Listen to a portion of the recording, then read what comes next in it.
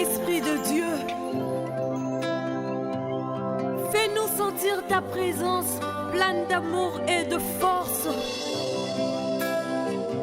Donne à l'âme abattue une nouvelle fraîcheur.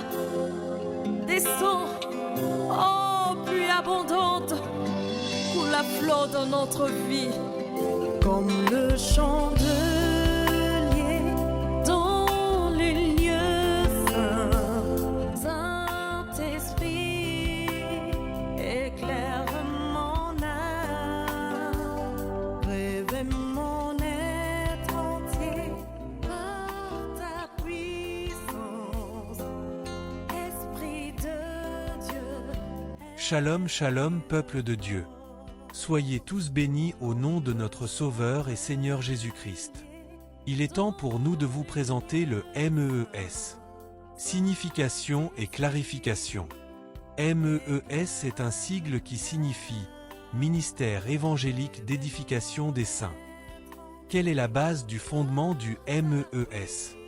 Le ministère évangélique d'édification des saints est fondé principalement sur la base de la grande commission de la part de Jésus à ses disciples. Matthieu 28 du verset 19 au verset 20.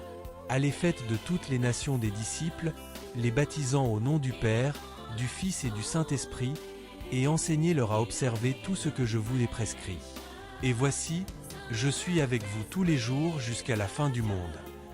Aussi, MEES trouve-t-il une base d'appui, des 5 principaux ministères, issus des différents dons du Saint-Esprit, tel écrit, dans le livre de la lettre de l'apôtre Paul aux Éphésiens, Éphésiens 4 versets 11 à 16. En quoi consiste la mission du MEES? Le chargé et porteur du ministère évangélique d'édification des saints, appelé en tant que prophète et enseignant de la parole de Dieu, conscient de toutes les implications et caractères singuliers dudit ministère, a jugé bon et sensé, par l'aide du Saint-Esprit, de faire exercer les 5 dont tenant lieu des 5 principaux ministères dans l'exercice de son ministère en vue d'accomplissement de la mission à lui assignée. Ainsi, afin d'exécuter l'ordre de notre Seigneur Jésus-Christ de Matthieu 28 verset 19 au verset 20, MEES usera des ministères d'évangélisation, d'enseignement et d'apostolat. Ensuite, conformément à la mission du perfectionnement des saints et l'édification du corps de Christ pour l'unité de la foi, MEES fera usage des ministères d'apostolat, du pastorat, d'enseignement et de la prophétie aussi bien que l'évangélisation, Éphésiens 4 du verset 11 à 16. De tout ce qui précède, la mission du MEES consiste d'une part à utiliser l'enseignement comme une arme efficace pour annoncer la bonne nouvelle aux nations et aux peuples, d'autre part, après les avoir mis en communauté avec ceux qui sont déjà des disciples ou non, mais qui de toute façon prient et adorent le Seigneur ensemble, en dénomination ou non, à les édifier à travers des enseignements graduels de croissance et de discipolat, rigoureusement basés sur la Sainte Bible avec l'assistance du Saint-Esprit. Un autre aspect de notre ministère consiste à collaborer et travailler ensemble avec les communautés religieuses déjà établies, les assistant à bâtir des chrétiens solides en connaissance biblique et à être de vrais disciples de Christ. Si le chrétien connaît sa vraie identité en Christ, il cessera de croire et de suivre de fausses doctrines fabriquées et montées de toutes pièces qui pullulent nos sociétés d'aujourd'hui, Éphésiens 4 versets 14 à 15. Afin que nous ne soyons plus des enfants, flottant et emportés à tout vent de doctrine, par la tromperie des hommes, par leur ruse dans les moyens de séduction, mais que, professant la vérité dans la charité, nous croissions à tous égards en celui qui est la tête, Christ.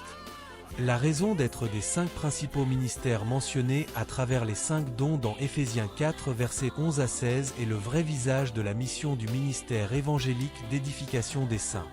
Jésus tient beaucoup à ce que les chrétiens soient réellement ses disciples tel qu'il est écrit dans le livre de Jean chapitre 8 au verset 31.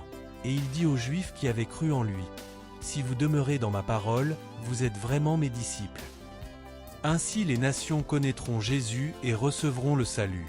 Par la parole de Dieu, elles seront rendues libres de tout lien démoniaque, de toute maladie et de toutes afflictions, tel déclaré par notre Seigneur Jésus-Christ dans Jean 8 verset 32. Vous connaîtrez la vérité et la vérité vous affranchira.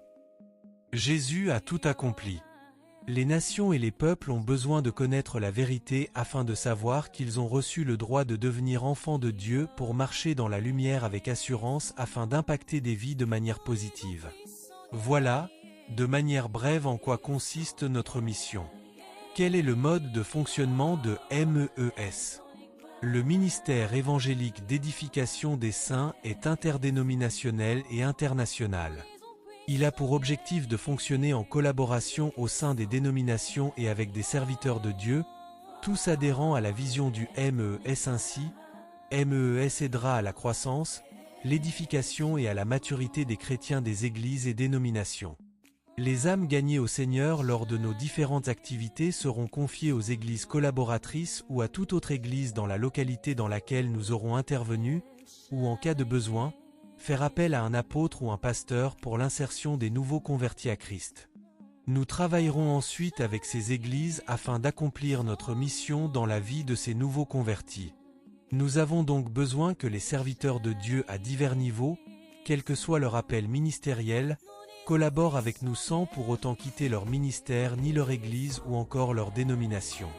MEES, bâtit lumière pour transformer les ténèbres en lumière pour la gloire de Dieu.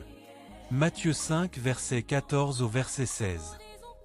Votre prophète et enseignant de la parole de Dieu.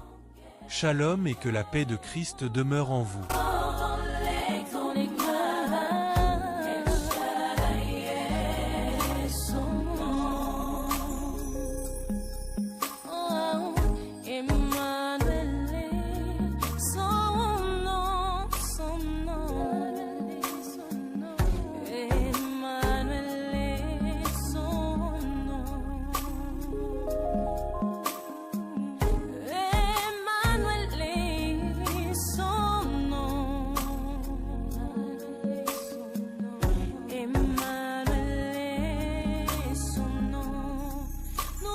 Puissant guerrier.